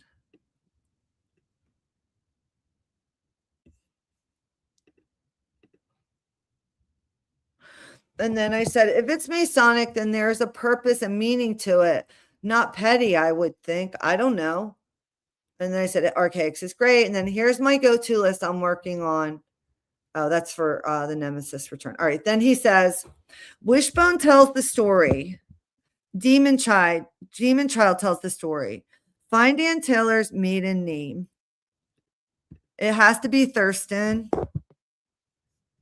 In order for Taylor to play the chess game. I want to go to one of his meetups. I was talking about Archaics again. He goes, I'm intimidated by his prowess. I'm an intellectual. I'm an amateur. I'd stand silent and listen. That's how you learn. I said, oh, I would say shit. Remember when I said I know what I don't know? All right, anyway. I talk about that again. All right. I said, one thing I had to mention that I found odd, the Gonsalves had both Kaylee and Maddie's ashes. They both urns. Why did Maddie's parents not have their daughter's ashes? Who gives someone else their child's remains? And then he says a ritual sacrifice, unless they each have half and half. They were targeted here, the two women, and Ethan and Xana by the Upmores. In name of Masonic order ancestors, crosstown rivals, the formula adds up and works. C. Scott Green, 1%ers, Fed Reserve Banking Finance, Jim Chapin, John Fletcher, and cryptocurrency. He donates free food via crypto donations. This is him spitballing. Steve Gonsalves hacks. There's a link missing. The history. Is it the Gonsalves family and Christy's father? Steve looks like a biker. The goatee, the affliction, the raiders. Masons don't like people calling themselves G's that are degenerates. That's true. I know that. Masons in public are good, moral, and respectful people. They refrain from dialogue around politics and religion. They are nothing like me in the public square, respectful to even the dullards while besmirching them with manner. Let me hold your door, allow me, a stranger, to curry favor and pay the man for your meal. Did you see my post on Hex? It's an Ethereum run blockchain and a total scam. They are in deep shit right now. No, when was it? I miss a lot. CC me here. I said, I just put it up. And then I said, you'll like it. Damn, my keyboard's possessed sometimes. He goes, I know I will. It's exactly what I thought it was. I spilled a sugary drink on my keyboard and now return is like a dead body. I said, I hate it when that happens. All right. So here. The link is crypto, Ethereum, and Hex. All right, hold on. We'll get into this in 1 second.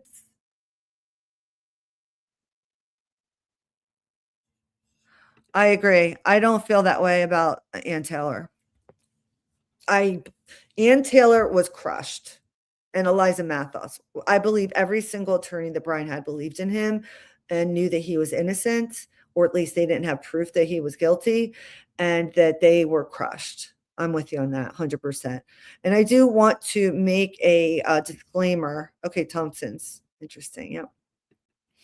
I want to make a disclaimer here that,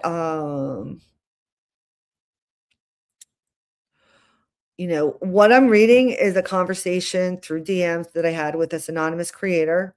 I'm not endorsing the claims. I'm not saying that I don't think some of them are true or could be true or hadn't thought about them, but I just want to make sure people remember, this is me reading someone else's conversation with me. I'm involved in it.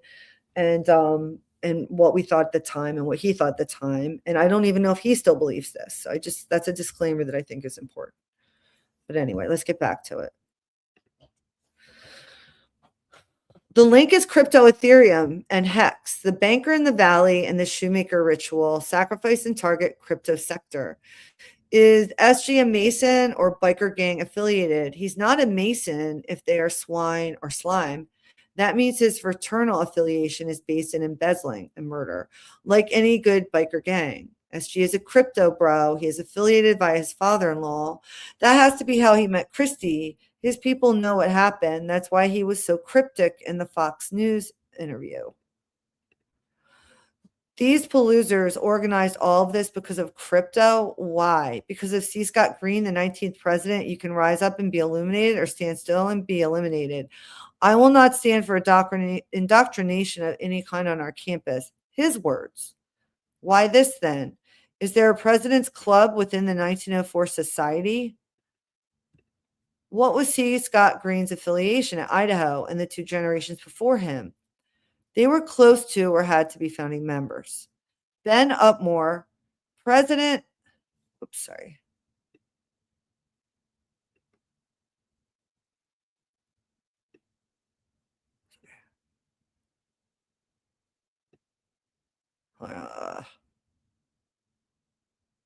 Hold on.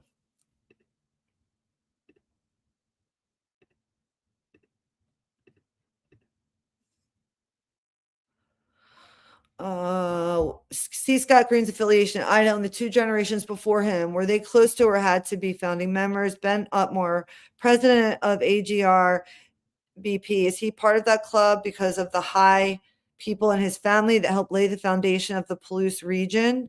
And then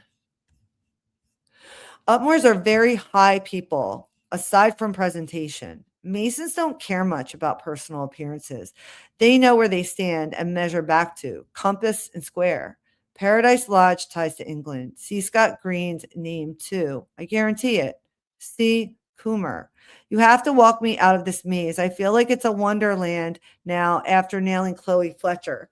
This is unraveling into a game, a brain teaser. I have to ask the right questions. I'm stuck on why, who, and when. Just to get BK as Empire? Was it because they're stolen Derek the Line Cook spot in that Lexus, as he alludes earlier in the grub truck footage? I'm taking the night to watch what I have so far in some archaics. If DMs run out here, hit True Crime Quacks will continue when you resurface. All right, hold on for a minute.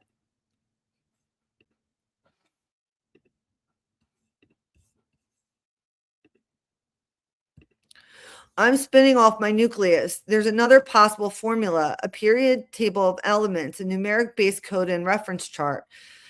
Each element has its order and its matching number, the onomatology of my mathematical formula, and the numbers that represent them. I told you I was terrible at science.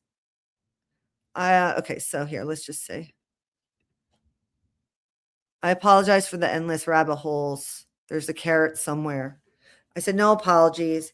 And then he tells me he stopped working. He can't waste brain on pills that make no sense. And then he ended up getting a external drive and some stuff because basically a woman that he had been communicating with, he described her as a woman who was older, was very kind, knew lineages of certain places, and was willing to be a benefactor in some way to help him out. He had the most hilarious Amazon gift list. So he was just a very unique character. But anyway, all right. So she's this woman that he was referencing, who he never gave my name, but he told me that we would get along. That's who sent him the external hard drive. 1 second, I just have to grab something.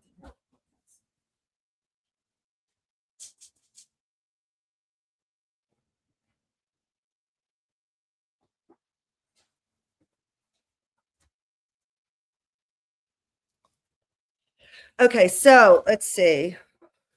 Look into Hunter Johnston. He puts a T in there, and his family. Ethan's best friend he met at college. See where parents are from. Are they the founding family of Lewiston, or do they own the Lewiston Tribune? Upmers live on Birch Avenue at 1317. Address matches birthplaces of 2 children. Go watch this horrible tale. Wishbone Goes West, 1998, feature film. These are the characters and actor for the play. Steve is Ben's father. Link to follow. And this is the movie he wanted me to watch, Wishbone's Dog Days of the West.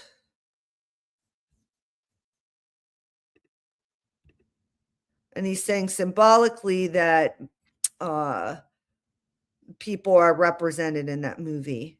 He says the WSU tackling dummies scout team wears 63, the same year that old Henry Joseph Upmore was eaten before his remains were sacrificed to the spirits of old Priest Lake. This is a generational war between crosstown rivals. How did Kaylee and Maddie's families wrong the Fletchers?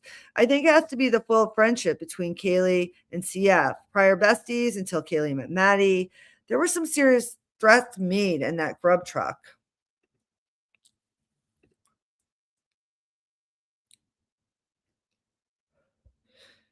Footage by CF. There's no body in that grave.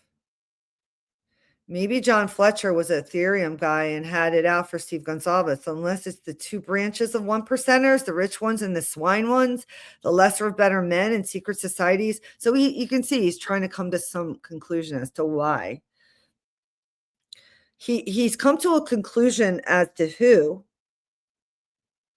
right?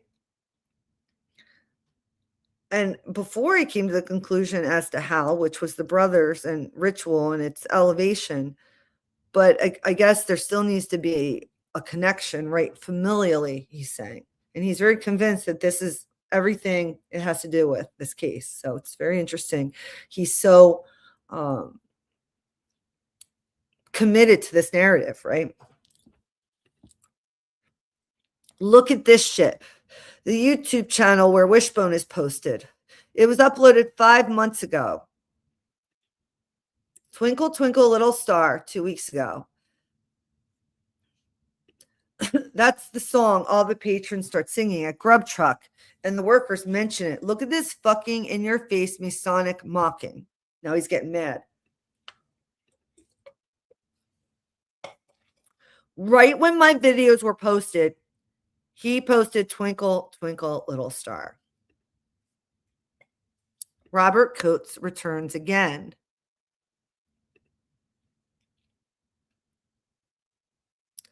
This weirdo is from Nampa, the same area as Leah and her fiance's family, Justin Nesbitt. There has to be a link to this fucker and them. This is getting real weird. Wait until you watch Wishbone. I really feel like we need to watch Wishbone, guys. I really do. I never fucking watched it. Lots of innuendo to what may be going on in Idaho. Who's the skeleton in the closet in Lewiston, Hayden, Moscow? Or is it perpetual like Idaho? Wishbone. See you when you surface for air. Thanks again. Peanut butter. I have no idea what this is. I said, I know about Hunter and his sister, Harley. Oh my God, guys. I gotta stop for a second, guys. I forgot all about this stuff.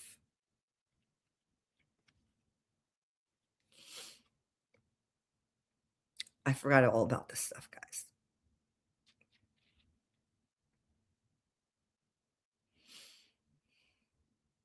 This is weird. This has been scrubbed and I can't find it. This is about Hunter Johnson's sister. Her name is Harley. And she had, let's just go over it. Hopefully this is all in here because I forgot all about this one. This was weird. I know all about Hunter and his sister Harley. Weird shit there. I have a bunch of photos I'm going to dump on you here. One sec.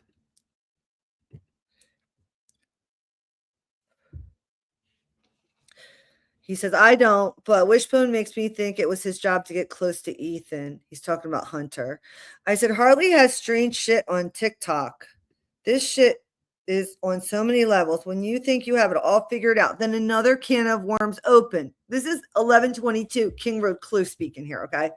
So he's clearly saying like he doesn't have it all figured out, which is why we got along well.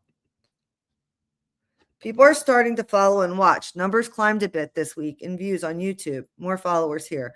I have to see if I can find those pictures of Harley and show you where they are. I don't know why they aren't in there. But he's excited. People are starting to follow him. Somebody brought me a box. Oh, here he goes. A box of big red chewing gum off my wish list today. Unreal. We'll get some head spinning for certain. He had a wish list, like I said, on Amazon.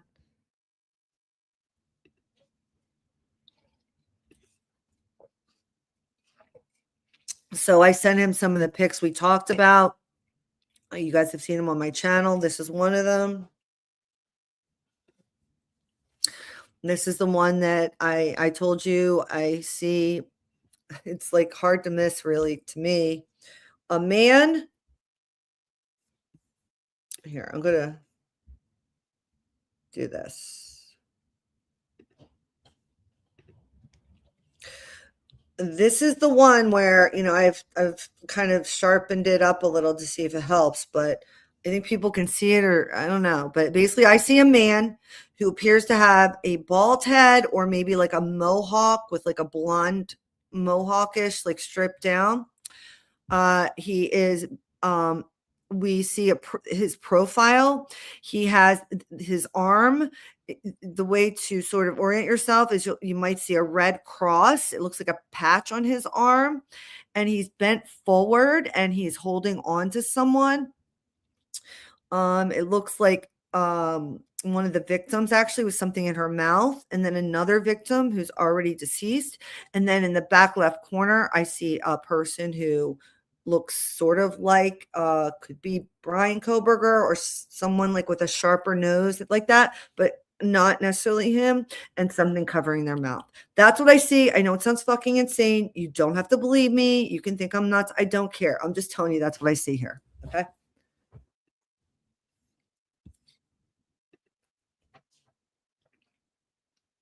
That's a close up. I said person with something over their mouth watching. Person with something. He goes, these looks like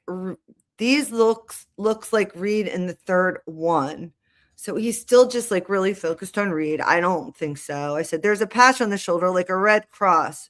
He said, that's Reed in the background with Ben in the foreground with his organs eating. Okay, that's pretty disturbing. That's all blood, holding up organs. This was the live stream screenshots or burner phone B-roll. That's what he told me. Then I show him this. I said, clean this one, 1 sec. He said, that's Luke Thompson, ADT. Again, he's very certain of this. I'm not. Looks like he has a hair lip or like a birth defect. And then he goes, holy shit, is that pain? So now maybe it's not Luke Thompson. And then here's another one. These are all from Snapchat that night. This one is creepy. I think they have in context. Here is the negative. He said, is that Roger or Steve Upmore with the hair lip? Are one of them possibly dying? And then here's that, the contrast. You can see the things. I said, I've thought it was pain from the beginning, and I have been very suspicious of him. Also, I think that's Xana's and Ethan's head.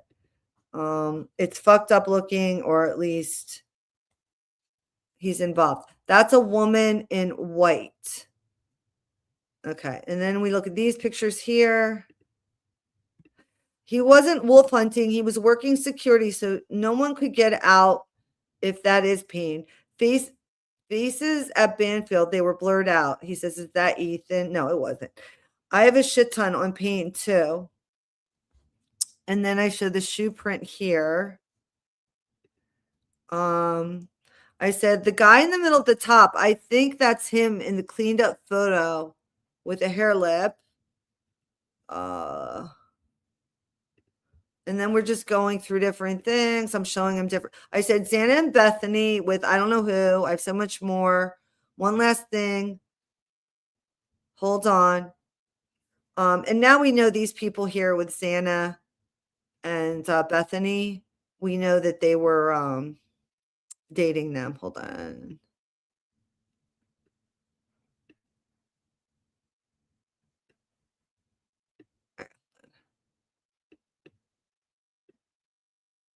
All right, let me just let that go.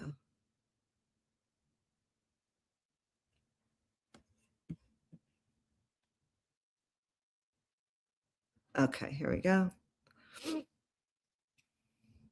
Yeah, that was when Bethany was dating someone in that fraternity. Xana, I think, was dating Mason, Benjamin, whatever the hell. And then he said, all intriguing. These snap photos are definitely them. I think Payne is also integral. There has to be a link between him and Paradise Lodge 17. If I had JLR's funding, I'd be in Moscow the first Tuesday of November outside that lodge with a camera, getting everyone present incognito. Send me what you have when you surface. And then he says, you're integral now. I send him that. This is that article about Payne and the wolf. And, you know, that was a big deal. How he, you know, just shows you the type of person he is. He's a U.S. Marine. He has that built into him. Wolves are a prey of man. They are predators, tarantulas, and cattlemen. So he's basically like sticking up for Payne here, saying like, this is what they do type thing. And then he says that masked kid is Robert Coates. And it does kind of look like this kid here a little, but I don't know. I think this is Papa Roger Upmore watching his son and nephew work. And then he sends me pictures. That's Papa Roger, or that's, you know, Upmore. Okay. And then I just talked about how I grew up with, you know, hunters. I have uncles who hunted and skinned deer off the back swing set in the backyard. And I just thought it was weird that he was going after a wolf. And then he talks about coyotes. That was a prank organized by Alpha Gamma. He says the PCA is bullshit. And then he says, are any of these men in those photos you sent, red jacket guy specifically, grub truck line cook left, grub truck manager right, grub truck expediter in camo? I said, I'm going to take a closer look. The guy on the left looks like he's wearing a hospital gown, I think he said, or whatever. Yeah, it's a sweater. Never mind. His smile is psycho. And then he goes, that's a line cook in the SIG hat. Derek or Derek, he says.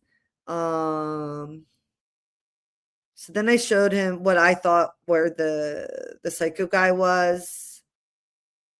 And I said, that's definitely the grub truck manager on the right. He really wanted to know who those 4 people were. Because there's lots of cracking tonight. The entire Wishbone series is telling the story to all of it. Look into Lewiston Tribune owner Butch Alford in 1997 purchase. It all ties to Wishbone West I sent earlier. And then, wait a minute, hold on. If they were killed somewhere else, it was something they bled them out. Okay, and he goes into a bunch of stuff.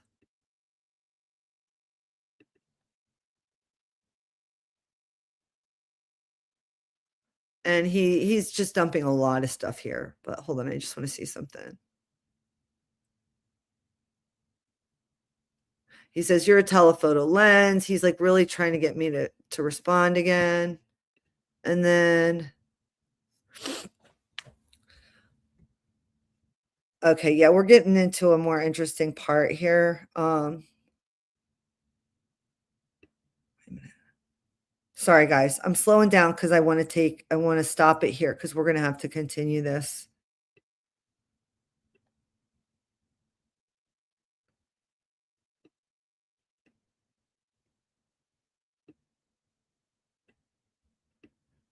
All right, here we go.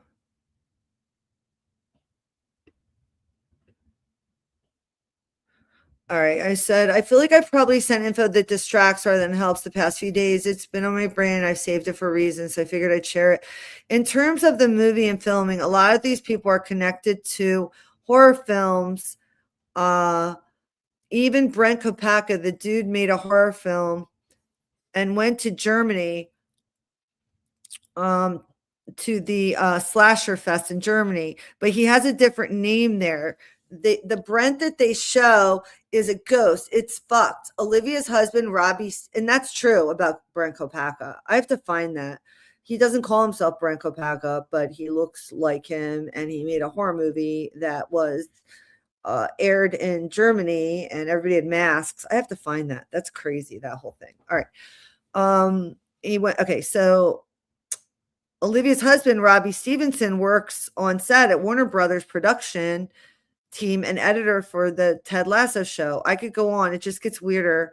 There's also a ton of trannies in this case.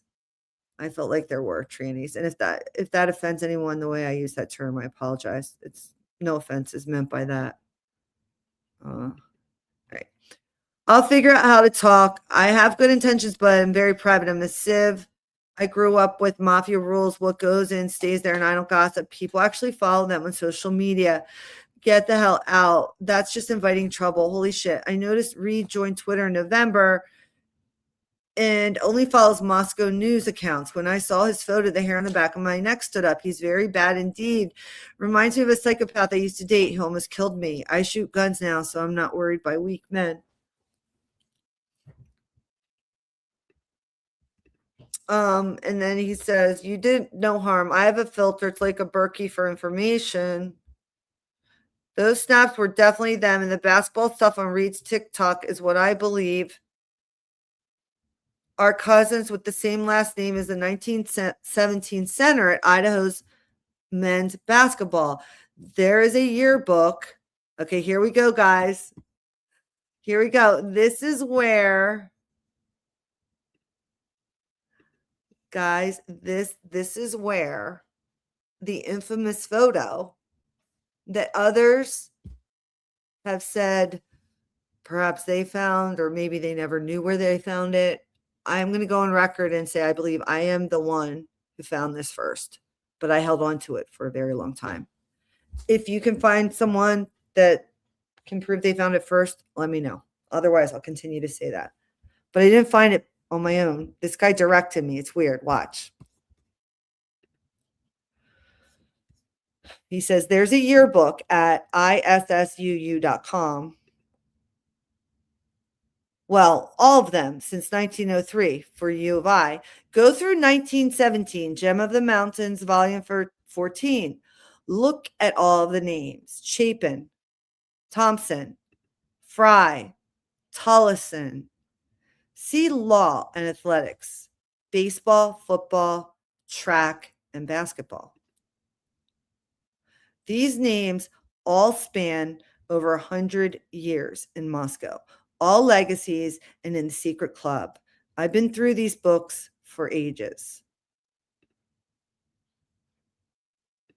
Listen with a notepad to Act 2. In the first 20 minutes, focusing on beginning of the mascot video.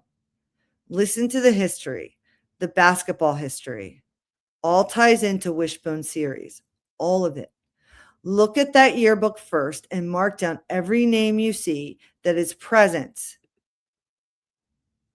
in the case or PCA.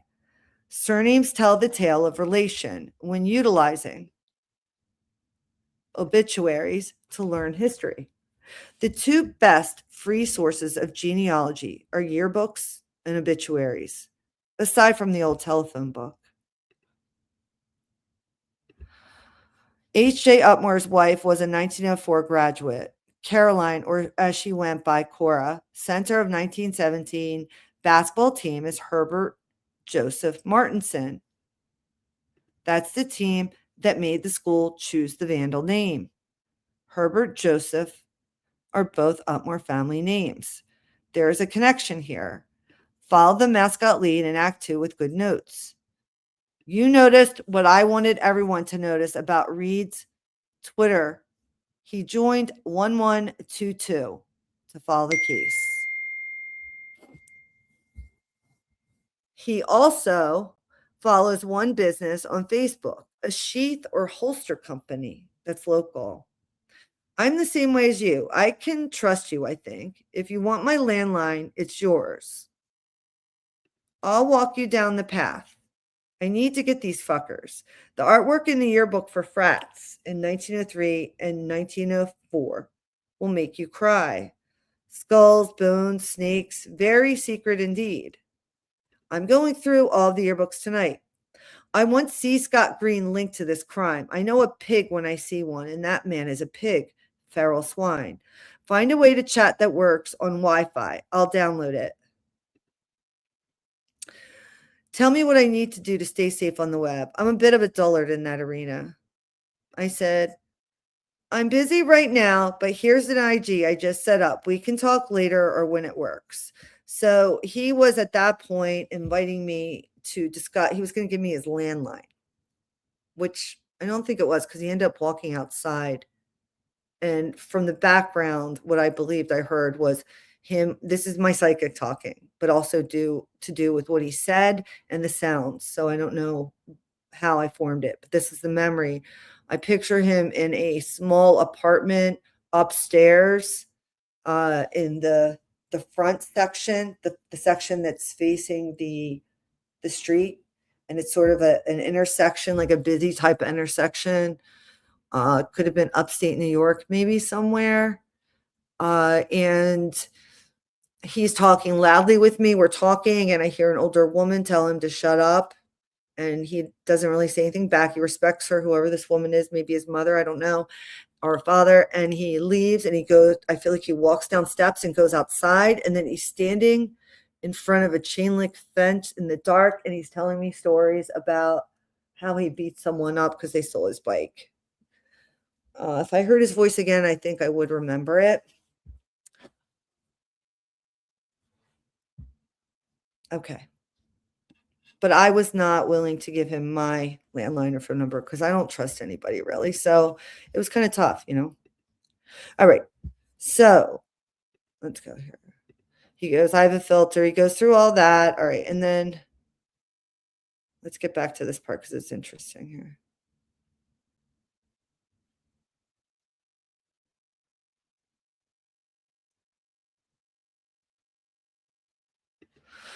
Okay. So here we go, guys. Are you ready for the big reveal? Are you ready for the big reveal? Check this out, okay? Dun, dun, dun. Actually, let me minimize myself for this one.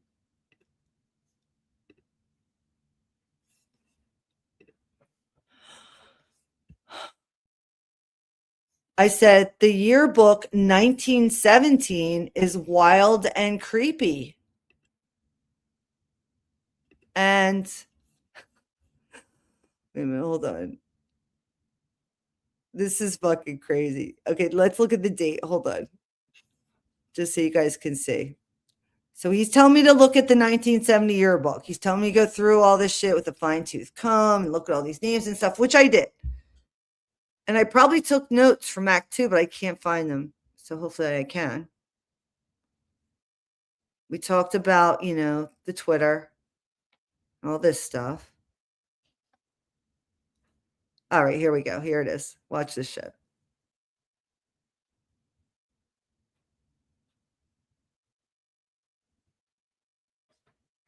Almost there, guys. Okay. All right, here we go. I'm going to stop it right there. So this is on August 6th. And so if it happened November 13th, this was the following August. Okay. And I saw this picture and I sent it to him. I said, the yearbook 1917 is wild and creepy. The next, I said, I'm not going to say it. This is classic me. I said, I'm not going to say it. Who does that look like to you? And then I put a heart on it. He put a heart on it.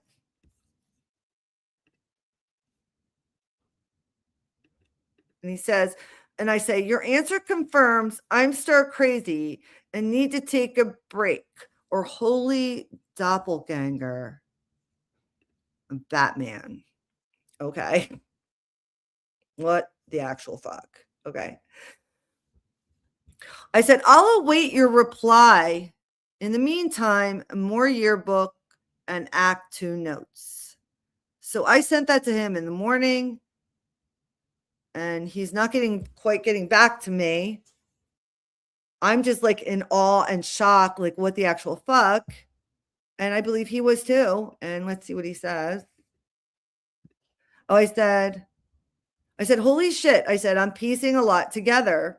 The clip with Steve saying Alpha says so much. I realized it last week about the lineage and DNA. And I thought it was odd because he says it, because he says it before they arrest BK. So he knows they have a suspect and he knows they have to figure out the DNA somehow.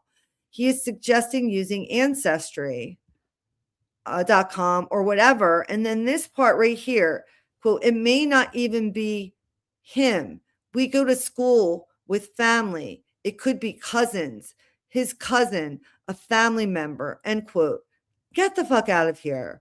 He knows it's not BK. And you said it before. When he says Alpha, he is saying so much in that video.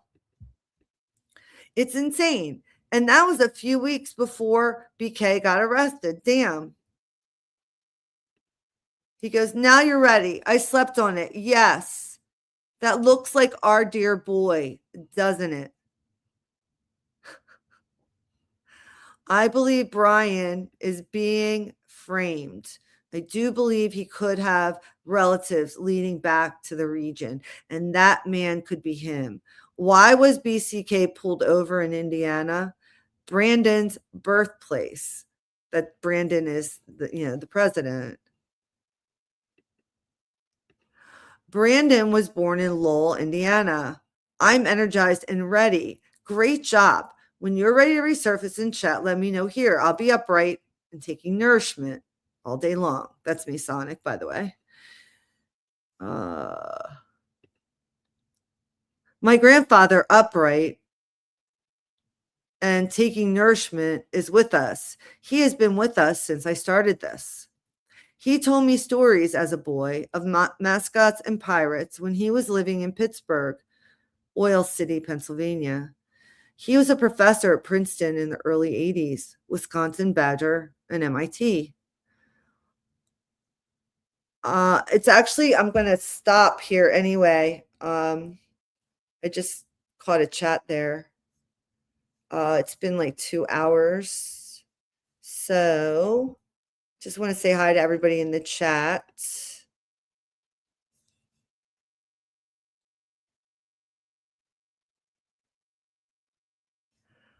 Guys, I'm really, really excited to have y'all here. And I hope you enjoyed this. This is the first of my lives. I'm going to start doing Saturday lives at 1 every Saturday.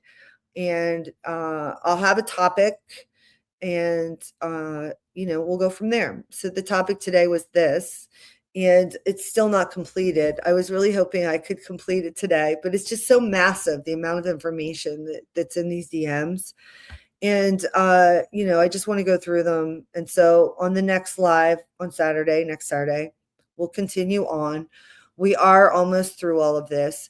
And and that's if you guys want to. If you guys don't want to continue it, we don't have to. We can stop here. It really just depends on, if a lot of people are interested in this. If the comment section says like, yeah, we need more, then I'm going to give you more. If the comment section doesn't say that, then we'll move on to a different topic next Saturday.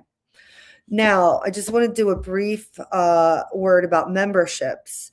I really, really appreciate my members. I appreciate every one of you. The fact that people subscribe and listen to me at all is just like makes me happy. Like I'm shocked and happy and all that. Okay. This is the space where we can talk about ideas. We can discuss disagreements, things, how we feel about things, but it's always with respect and don't be a dick. And otherwise we're all good. So I just want people to know they can say things, that their feelings can be different than mine or anybody in the chat. We all respect each other. And the channel is really my way of communicating with people about things that I've kind of integrated and thought about for a long time. Like even philosophically, we go into those kind of discussions a lot. And so I'm bringing that up because my members only, people who have joined members only know that we're going to be doing a Myers-Briggs personality test assessment. I posted it in my members only post. You can see that the quiz, it's like, I think it's 60 or 70 questions. It's really interesting because I posted that. And we've been talking about this for months. And then when Bryan Kohberger's sister, Mel, came out and did the New York Post, she mentioned one of the things that she's been talking to her brother about is this like Myers-Briggs personality thing, right?